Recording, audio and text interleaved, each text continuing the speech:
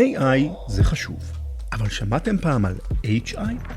בחברת הפינטק אינטואיט, שפיתחה פלטפורמה מבוססת AI לניהול תשלומים שמשרתת כבר 100 מיליון לקוחות ברחבי העולם, מאמינים שהעתיד טמון דווקא ב-Human Intelligence, ולכן במרכז הפיתוח שלה בישראל מגייסים את מהנדסי התוכנה וחוקרי הדאטה החדים והחריפים ביותר, שנהנים מסביבת עבודה שמשלבת בין היציבות של חברה גלובלית רווחית לבין החדשנות של סטארט-אפ. אם אתם כאלה בדיוק, חפשו בגוגל אינטואיט ישראל Careers. שלום וברוכים הבאים לעושים היסטוריה. פרק 301, החתלתול הפרסי, תוכנת ריגול נגד דאעש. פרק מתוך הפודקאסט צ'ק-פוינט רדיו.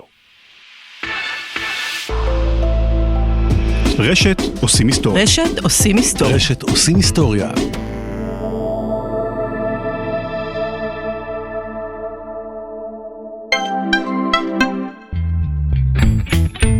תראו, ביקשו ממני להדגיש בפרסומת כמה משתלם לעשות ביטוח בליברה. אבל מה זה פה? דיקטטורה? לי לא יכניסו מילים בפה. אף אחד לא יכריח אותי להגיד שמודל התמחור בהתאמה אישית של ליברה יכול לחסוך לכם עד 50% במחיר. אז הלכתי ובדקתי, וואלה, הוא באמת חוסך.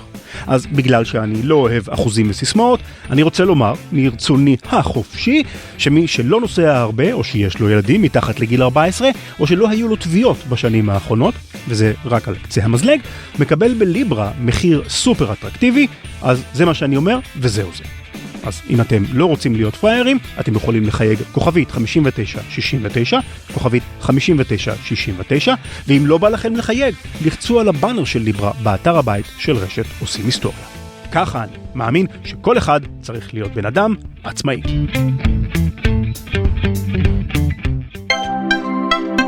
Tranquility Base here. The Eagle has landed. עושים היסטוריה עם רן לוי.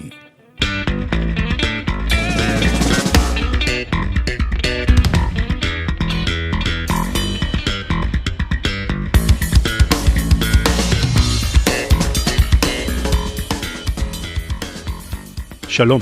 אחד הדברים שאני הכי אוהב בלהיות פודקאסטר זה שבכל שבוע אני נתקל במשהו חדש.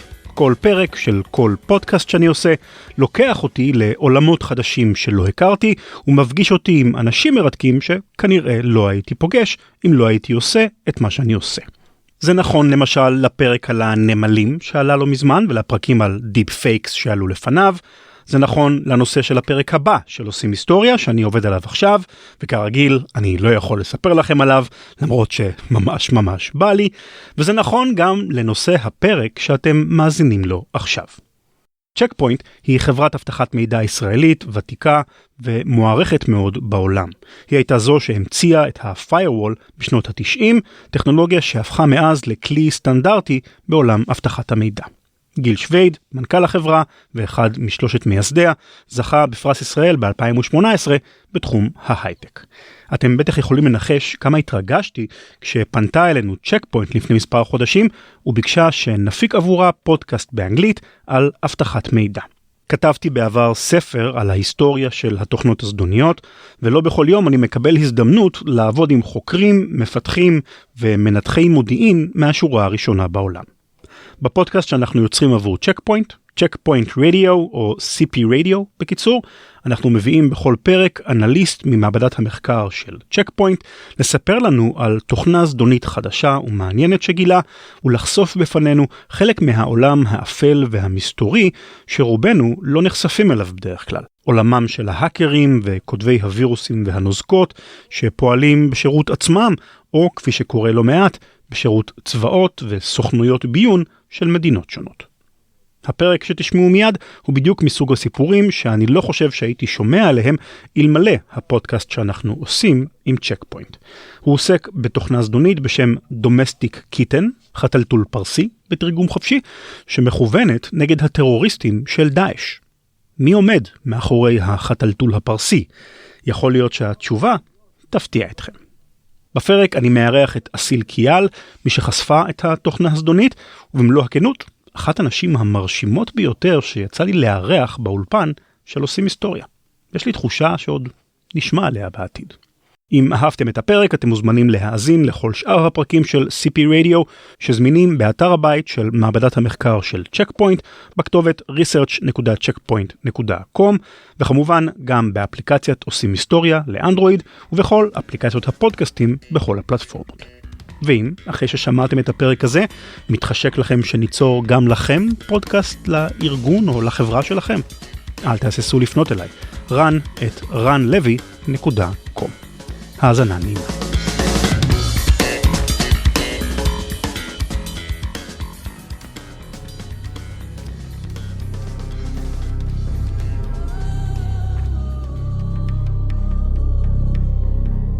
The Middle East is a turbulent and explosive region, to put it mildly. The various conflicts in the area generate a constant stream of headlines almost every day, from deadly bombings to violent revolutions. This volatile geopolitical situation is reflected naturally in cybersecurity. For example, Stuxnet, widely considered the first true cyber weapon, was discovered in Iran in 2010. Shamoon, one of the most devastating cyber attacks in history, targeted Aramco, Saudi Arabia's national petroleum and natural gas company. If you're a cybersecurity researcher, the Middle East is definitely a region you should pay attention to. It's no wonder then that when Asil Kիאל, a malware analyst at Check Point, discovered new malware in October 2018 targeting victims in the Middle East, she was immediately curious. Well, I was looking for Android applications actually in the wild, and I came across one specific application. And what really caught my attention was actually the name of that app.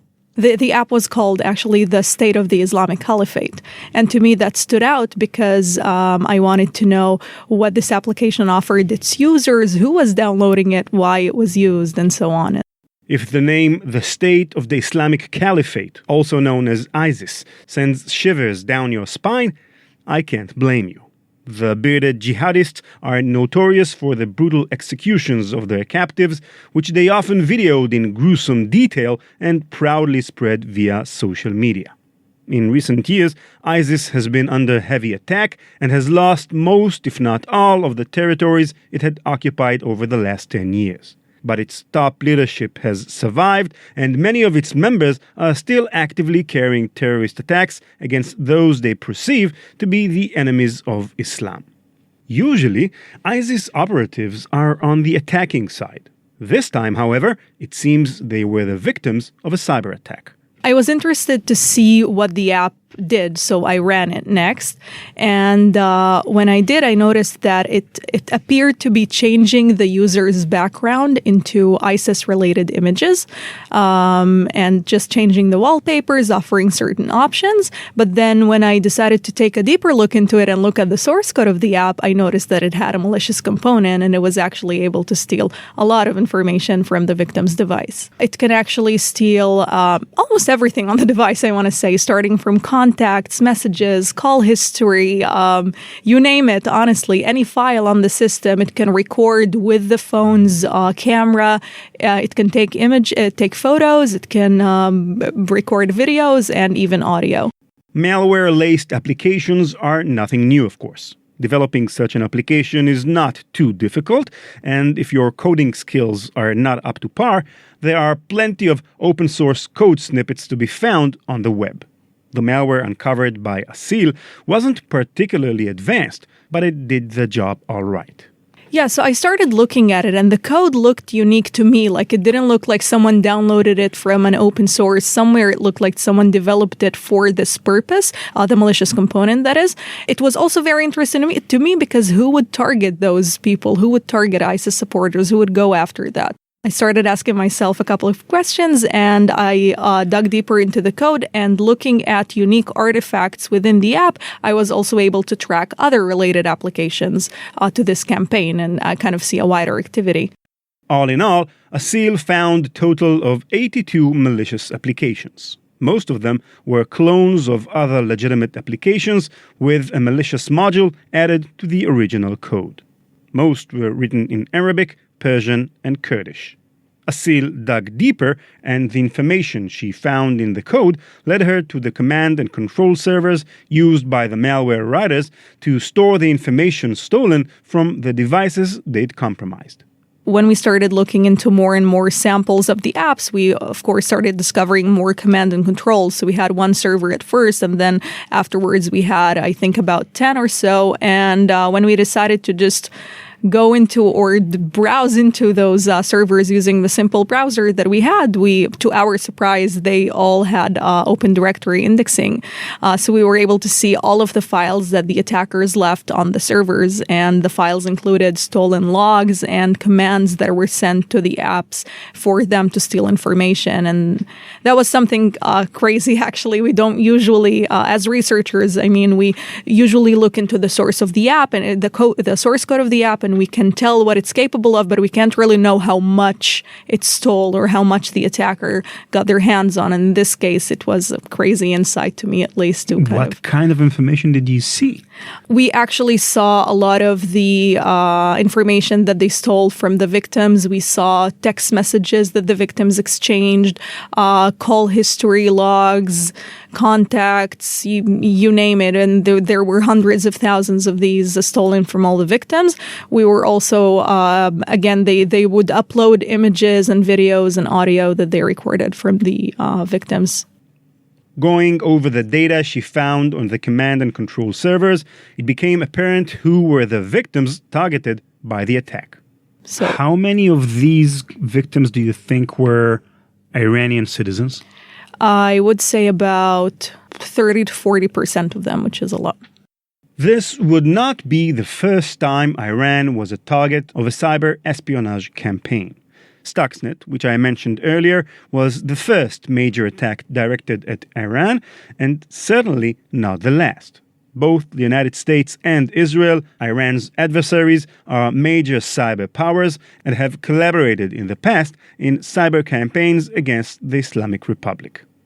But the odd thing was that effective as the malicious apps were at siphoning sensitive information from the devices they infected, the technology itself wasn't top-notch. It wasn't terribly simplistic, but knowing what we know about the technical capabilities of these two cyber powers, one could reasonably expect their malware to have been more sophisticated than it actually was. And another thing, why would the malicious campaign target both ISIS supporters and Iranian citizens? Iran is not even an ally of ISIS. On the contrary, they're bitter enemies. The Islamic world is largely divided into two branches, Shia and Sunni. Iran is a predominantly Shia country, while the Sunni ISIS regards the Shiites as infidels. They've attacked Shia holy sites across the Middle East, killing thousands of followers. So who would attack both Iran and ISIS?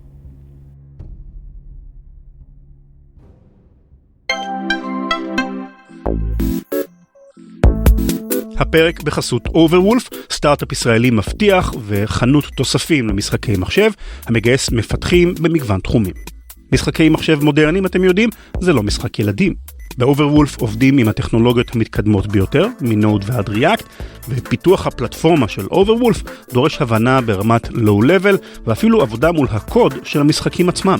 למפתחים שמחפשים את נקודת המפגש בין אתגר מקצועי משמעותי ועבודה בסביבה כיפית של גיימינג, אוברוולף היא המקום האידיאלי. בקרו בדף המשרות של overwolf.com/jobs או הקליקו על הבאנר של אוברוולף באתר הבית של רשת עושים היסטוריה ובאפליקציה. Let's have a closer look at the applications themselves and see if we can find some clues there.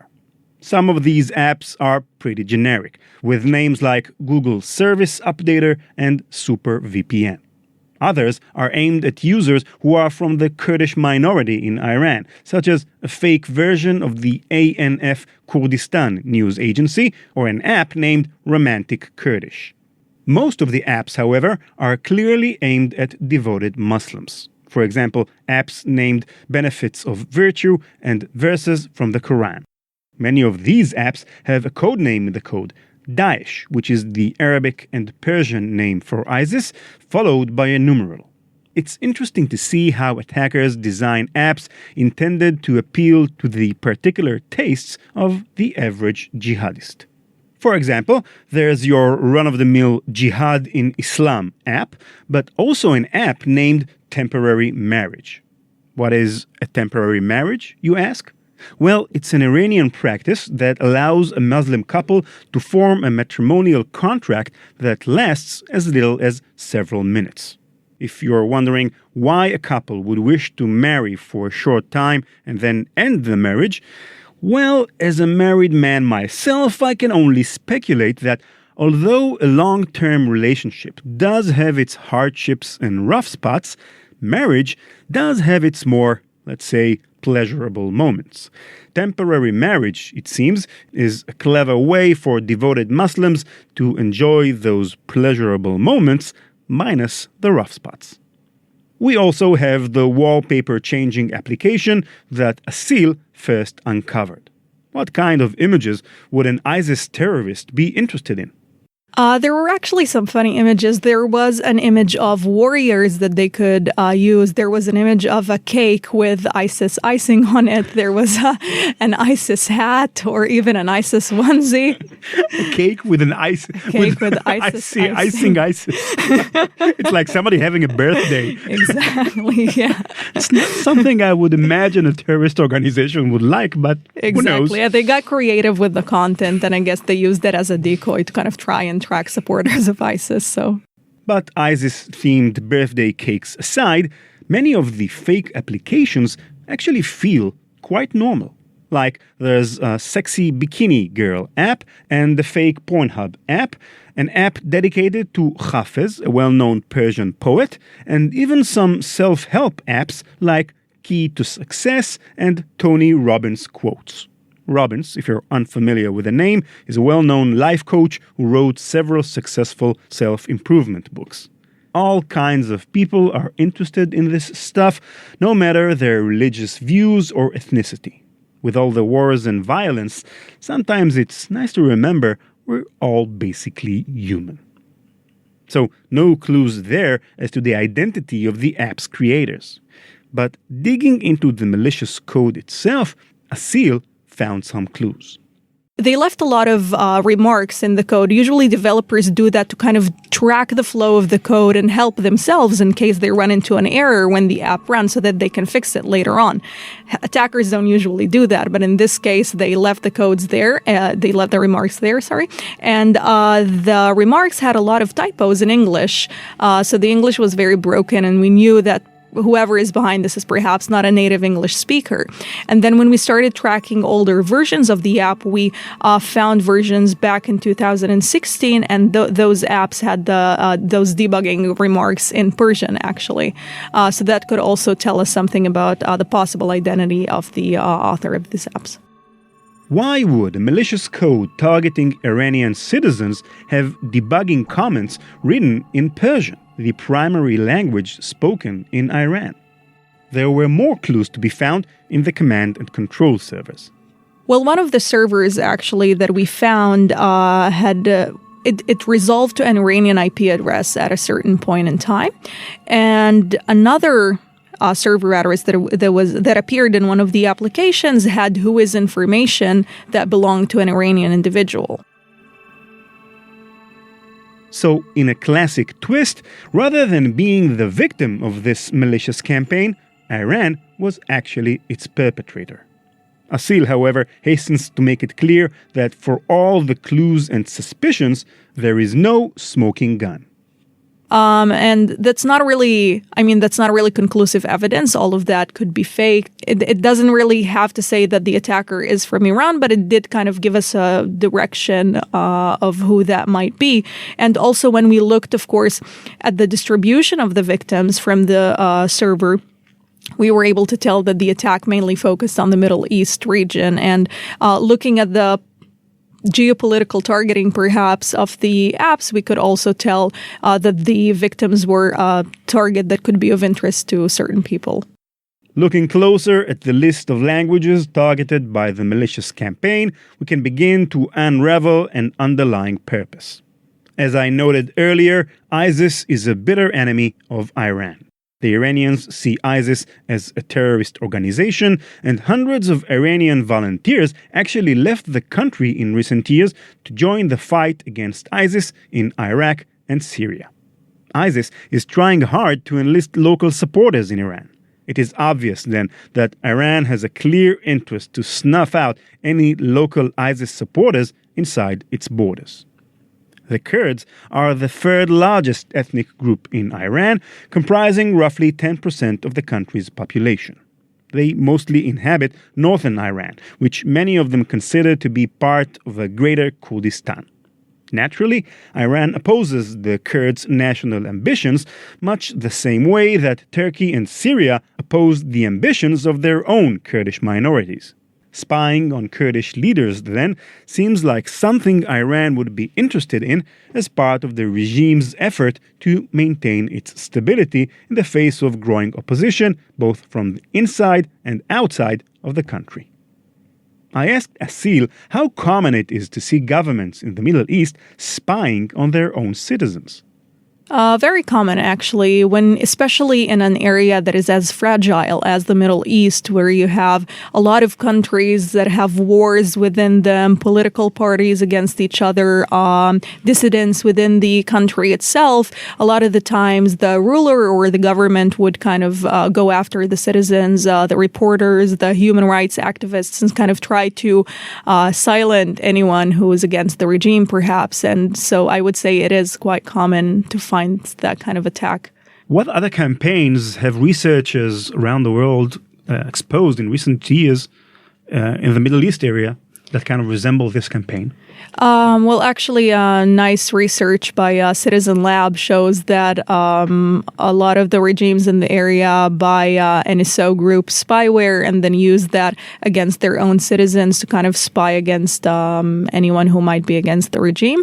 There has also been research, for example, about NSO group spyware being used, the Pegasus being used against Khashoggi, which the Saudi reporter that eventually got killed. So it seems we have our answer. Again, there's no smoking gun, but it does seem that Iran is behind Domestic Kitten, the name given to the malicious campaign by Checkpoint's security analysts. Kitten, by the way, is the common designation for malware attributed to Iran. Once again, we see that in the tumultuous Middle East, the lines between the victim and the aggressor can be and often are blurry at best. Maybe we should call in Tony Robbins, see if he can do something.